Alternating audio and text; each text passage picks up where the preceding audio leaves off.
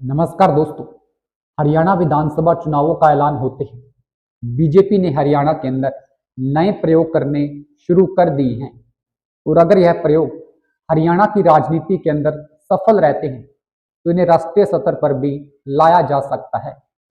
हरियाणा के अंदर 17 आरक्षित विधानसभा सीटों पर चाहे कांग्रेस बीजेपी से आगे चल रही है, लेकिन इन्हीं आरक्षित सीटों को ध्यान में रखते हुए बीजेपी ने भी एक नया मास्टर स्ट्रोक खेल दिया है। दरअसल हरियाणा के अंदर बीजेपी एससी कोटे को 50% आरक्षण देने का एक नया प्रयोग कर रही है। हाल ही में हरियाणा कैबिनेट में एससी जातियों में से 36 जातियों को अपने पक्ष में करने के लिए बीजेपी सरकार ने एससी में वर्गीकरण करने का फैसला लिया है। बड़ी वजह यह मानी जा रही है कि इन 36 जातियों का एससी आबादी के अंदर 52.40% का हिस्सा है।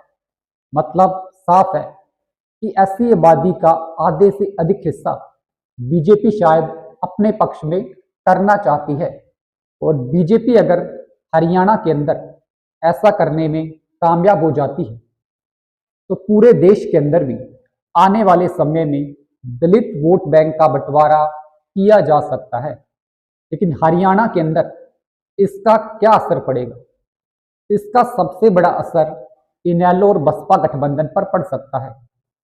बसपा का एक निश्चित वोट बैंक आरक्षित वर्ग से ही आता है, तो बीजेपी अगर बसपा के वोट बैंक के अंदर गेंदमारी करती है तो बसपा और इनेलो के लिए इस चुनावों के अंदर मुश्किलें हो सकती हैं। लेकिन कांग्रेस ने आरक्षित वोट बैंक का ही मुद्दा उठाना शुरू कर दिया है और कांग्रेस अगर यह वोट बैंक अपने पक्ष में करने में कामयाब रहती है तो बीजेपी के लिए मुश्किलें खड़ी हो सकती हैं। दूसरा मुद्दा जो चुनावी मुद्दा बन सकता है वह लेटरल एंट्री का है। लेटरल एंट्री पर हालांकि सरकार ने मंगलवार को रोक लगा दी है, लेकिन लेटरल एंट्री के तहत सरकार के उच्च पदों संयुक्त सचिव, अपर सचिव, निर्देशक तक के पदों पर सीधे भर्ती की जाती है। लेटरल एंट्री में सबसे बड़ा मुद्दा ट्रांसपेरेंसी यानी पारदर्शिता का है।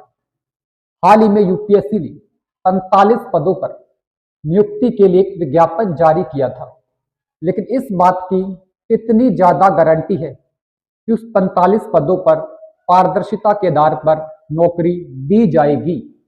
इस बात को लेकर कांग्रेस ने बीजेपी पर संविधान बदलने का आरोप लगाया है, लेकिन बीजेपी के लिए मुश्किलें तब और ज्यादा खड़ी हो गई तो बीजेपी के ही मंत्री चिराग पासवान भी लेटरल एंट्री के खिलाफ खड़े हो गए। लेकिन विधानसभा चुनावों के मद्देनजर इन मुद्दों ने तूल पकड़ना शुरू कर दिया है। लेकिन क्या हरियाणा की बीजेपी एससी श्रेणी में वर्गीकरण का लाभ उठा पाती है? एक निश्चित आरक्षित वोट बैंक को अपने पक्ष में करने में कामयाब होती है? ये मुद्दा बीजेपी के लिए कितना गेम चेंजर साबित होगा?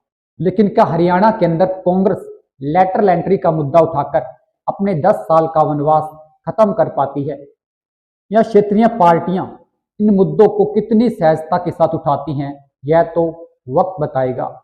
नमस्कार।